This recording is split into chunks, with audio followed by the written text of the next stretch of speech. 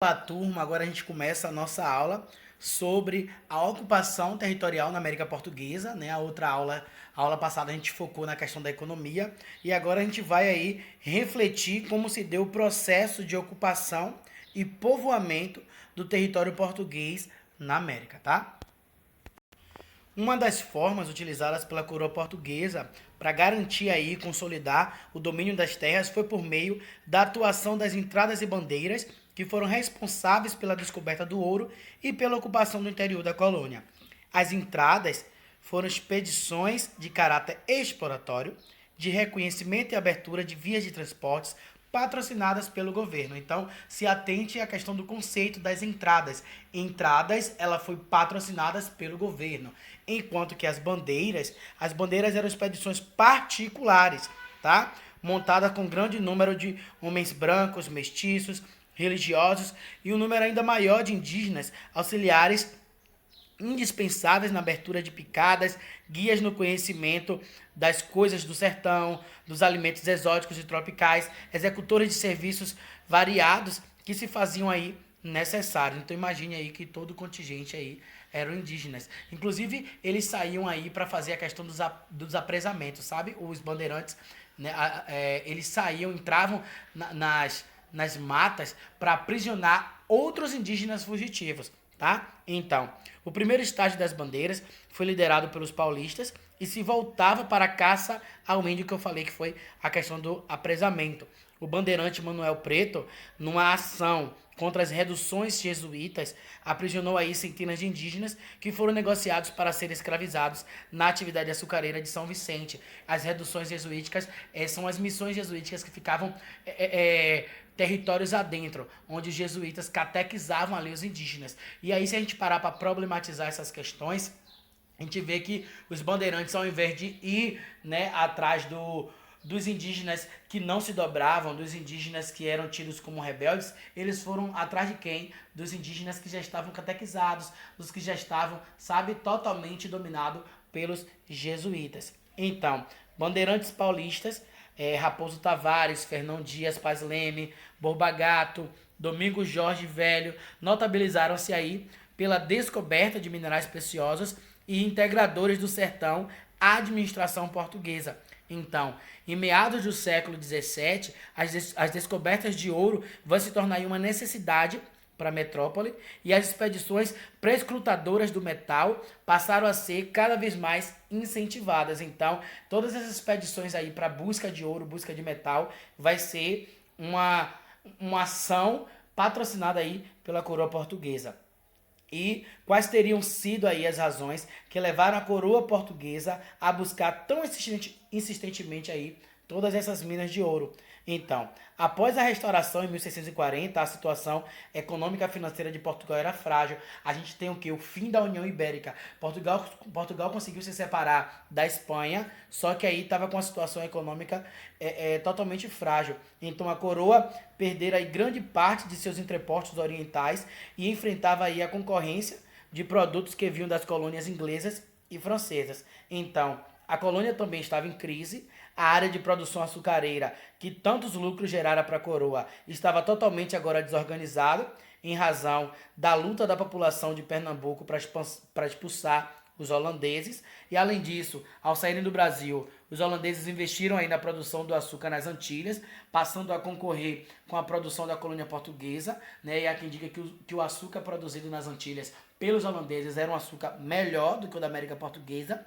As drogas do sertão cultivado na área da região amazônica, assim como as bandeiras paulistas formadas para o apresamento de índios, rendiam muito pouco. E ao final do século XVII, pela ação constante das bandeiras, foram descobertas aí fontes de metais preciosos, tá? Então a gente vai ter aí a representação das bandeiras responsáveis pela descoberta do ouro nesse mapa, né, no interior do Brasil, e as principais rotas, né, dos bandeirantes. Se vocês não conseguirem visualizar, vocês podem pesquisar aí, tá? Esse mapa das bandeiras de apresamento, tá? No século XVI, a gente vai ter aí cerca de 359 bandeirantes com o objetivo de aprisionar os indígenas, né? E defender, né, o território contra os ataques externos, né, contra os piratas, contra os piratas de outros estados da Europa que pudessem aí tomar o que os portugueses consideravam que eram deles. No século XVII, a gente vai ter cerca de 1370 bandeirantes, né, com o objetivo aí de destruir os quilombos, que seriam o sertanismo, né, defesa contra os inimigos internos, contra todas as rebeliões que tanto indígenas quanto os negros pudessem causar aí nesse período. No século XVII, a gente vai ter cerca de 1037 bandeirantes, tá? O objetivo era a questão mesmo da mineração e também combater aí os quilombos. E em sua jornada aí os bandeirantes acabam expandindo as fronteiras do Brasil, além de propiciar aí o surgimento de vilas e de cidades no interior. Tá? Então, continuando, por volta de 1695 foi descoberto o ouro no Rio das Velhas, né, sendo essas minas inicialmente denominadas Minas de São Paulo, né, já que os bandeirantes eram paulistas. Logo seguiram-se mais informações de descobertas na comarca da Jacobina, na Bahia. Posteriormente, descobriu-se ouro nas regiões de Mato Grosso e de Goiás, conhecidos respectivamente como Vila Bela e Vila Velha. O fato de o ouro encontrado ser de aluvião, né, que é aquele ouro do rio, é o que permitia aí a qualquer indivíduo, sem necessidade de muitos recursos, ingressar nessa atividade, vai provocar aí o deslocamento de muitas pessoas para essas regiões aí sem precedentes na colônia, ou seja, regiões antes não habitadas passam a ser habitadas porque as pessoas começam a invadir a mata, a invadir o interior das terras aí atrás desses ouros, tá? Então, levas e levas de pessoas vindas do Império Português e de outras regiões da América Portuguesa vão se concentrar aí nas áreas mineradoras. Esse fluxo migratório acelerado aí chegou a se constituir em ameaça de despovoamento e desequilíbrio econômico para vários pontos da colônia, né, e do próprio reino, forçando inclusive a metrópole a lançar mão de dispositivos legais que se mostrassem ineficazes aí para frear, tá? Porque tipo, não podia sair todo mundo de vez do litoral, das costas e ir para o interior, né, e ir para o interior das matas, já que tem um controle sobre isso aí, tá? Então, os principais campos de exploração aurífera, ou seja, a exploração do ouro, nas Gerais vai ser em Ribeirão do Carmo, né? Ouro Preto, Sabará, Vila do Príncipe e Catas Altas, tá? Só que os paulistas, eles reivindicaram aí a exclusividade da exploração aurífera na área das Gerais, quando na região já havia mais de 30 mil forasteiros, chamados de forasteiros em Boabas. O resultado dessa situação vai ser um conflito aí, ocorrido entre 1708 e 1709, na região do Vale do Rio das Mortes e do Rio das Velhas, que englobava aí o povoamento de Caeté a São João del Rei. Os historiadores Mário Del Priore e Renato Venâncio, né, na obra deles O Livro de Ouro da História do Brasil, vão apresentar aí o cenário dos primeiros anos nas Gerais, no qual paulistas e não paulistas, que são os emboabas, disputavam a exploração do ouro. E aí eu trago um trecho, né, do livro que diz assim: nas minas circulava um grupo que adquirira forte visibilidade, os emboabas, os não paulistas e, sobretudo, filhos de Portugal. Filhos de Portugal. Gente que anos antes chegaram paupérrima, ou seja, bem pobre, e conseguiram entesourar cabedais, ou seja, ficar rico através do ouro. Tornaram-se, além de mineradores, mascates. Se os primeiros possuíam índios carijóis e tapuias para ajudá-los no trabalho, os segundos tinham escravos de origem africana. Tal como seus senhores, os cativos não se bicavam.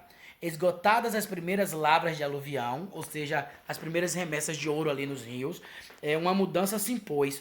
O ouro que antes se faiscava ao alcance da mão teria doravante que ser extraído do seio das montanhas, que agora é a questão das minas, né? A nova modalidade de exploração custava caro. Os emboabas, todavia, estavam perfeitamente aparelhados para a empreitada. Comerciantes lusos, ou seja, portugueses, estabelecidos no litoral, davam cobertura às operações financeiras que exigia toda essa mudança. Então, o único obstáculo eram os privilégios paulistas. Uma carta régia de 1705 os aboliu, abrindo caminho para a ação dos emboabas. Até 1708, né, até 1708, eles já dominavam 2 das 3 zonas auríferas. Muitos paulistas empobrecidos ou humilhados retiraram-se, né, para o distrito do Rio das Mortes ou buscaram sorte em aluviões distantes ou em currais de gado.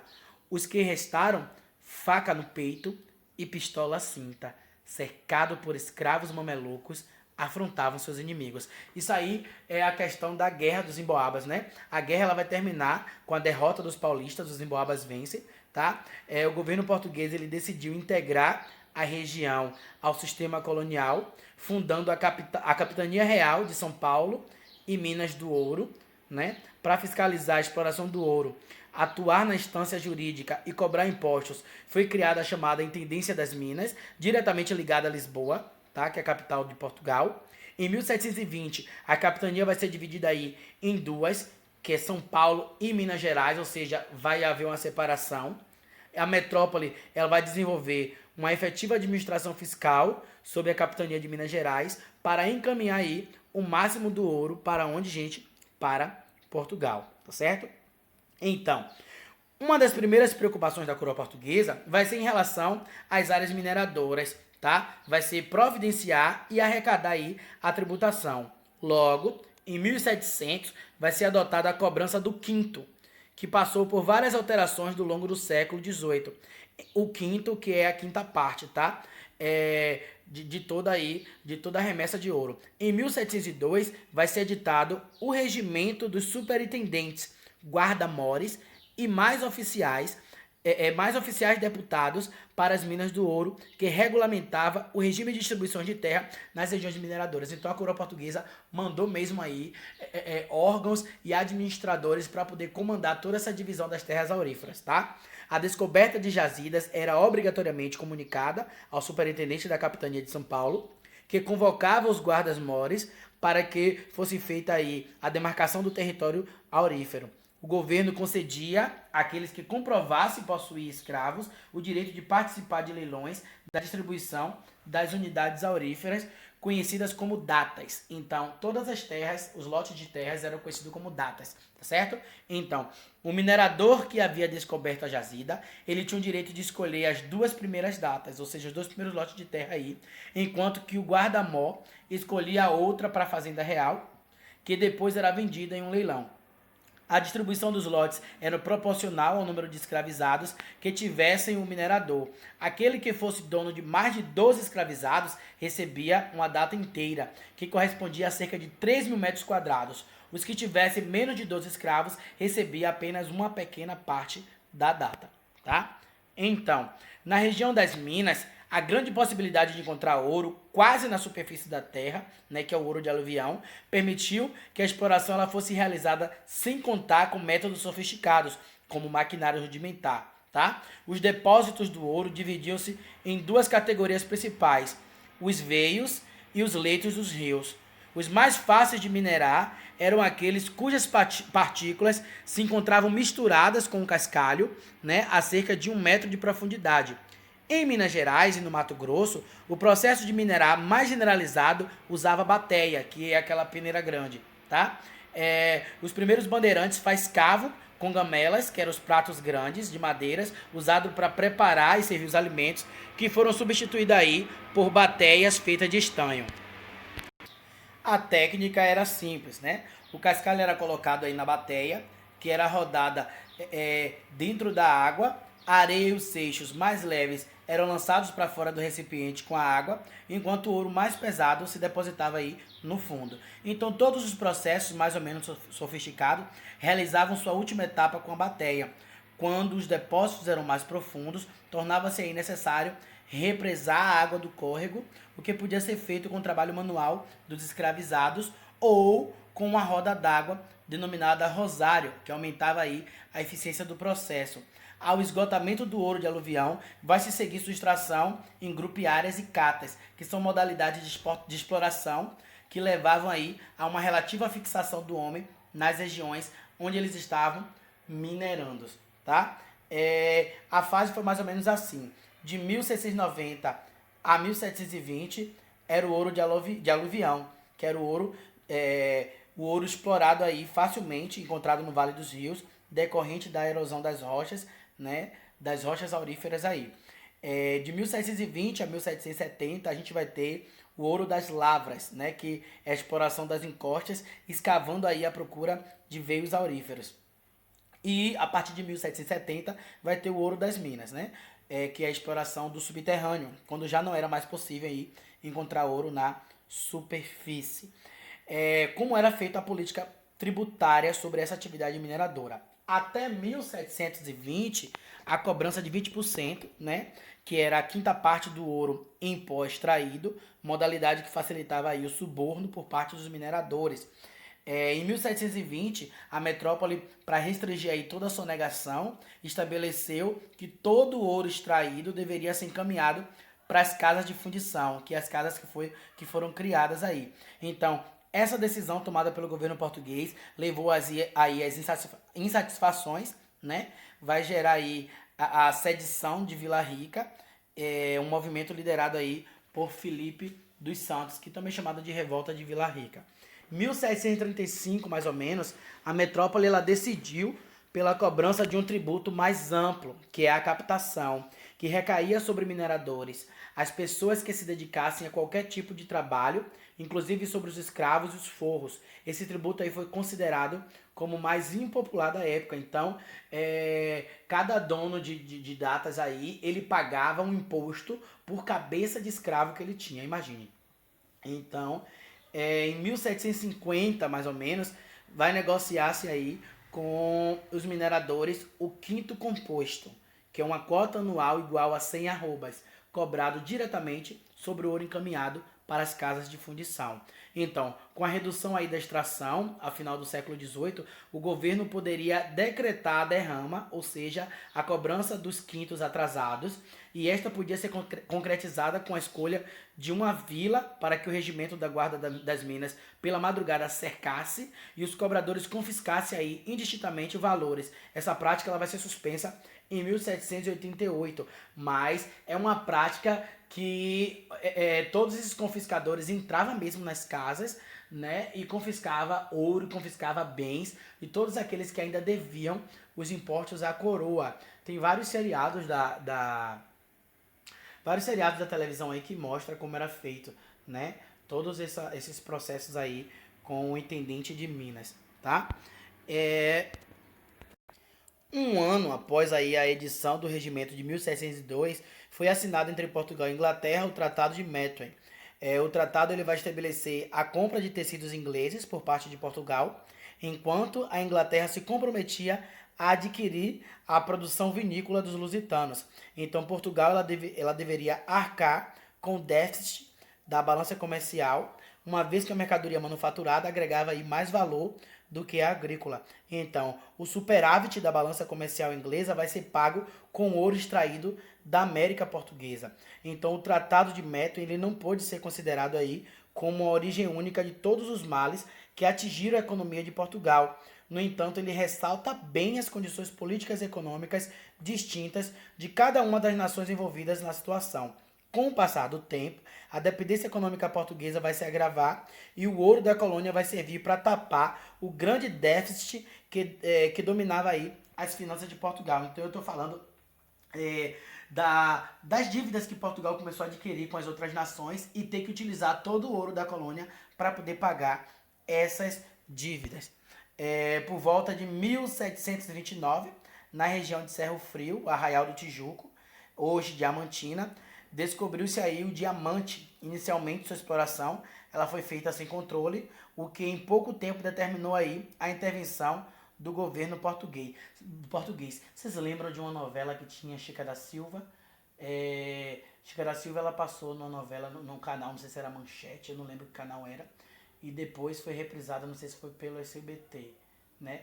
Que traçava aí a sociedade, a vida da sociedade aí no Arraial do Tijuco, né, em Diamantina, em todas essas questões aí da descoberta do diamante, né, o contratador. Então retratava todos esses atores sociais que compunham aí esse período do início do século XVIII, tá? Em 1731, a metrópole ela vai proibir a extração, vai expulsar os mineradores das lavras. Por 8 anos, a metrópole vai administrar a exploração, procurando restringir aí ao máximo a atuação de mineradores autônomos. Em 1739 foi estabelecido o regime de arrendamento por contratos, né? Indivíduos ricos compravam aí o direito de extração e eram conhecidos como contratadores de diamantes, que dominaram aí a região entre 1740 e 1771. Depois aí da economia açucareira, a mineração ela vai ser a atividade que mais oferece novas oportunidades de trabalho e enriquecimento para homens livres, libertos e escravos, pois a variedade de atividades econômicas decorrente aí da mineração vai propiciar o desenvolvimento da vida urbana em Minas Gerais, em Goiás, em Mato Grosso. Então eu coloquei esse mapa aí para vocês verem, vocês pesquisem se vocês não tiverem conseguido enxergar no vídeo, tá? Que a mineração ela passa a ser o eixo central, o eixo econômico aí do país e é através da mineração que outras partes do Brasil que não era ocupada antes, ela passa a ser ocupada, como eu já falei. E essa mineração ela só foi possível a partir das entradas e bandeiras, né, que foram as expedições aí patrocinadas pela coroa e as expedições particulares que permitiram que esses paulistas adentrassem, né, nas terras e encontrassem novas terras aí, certo?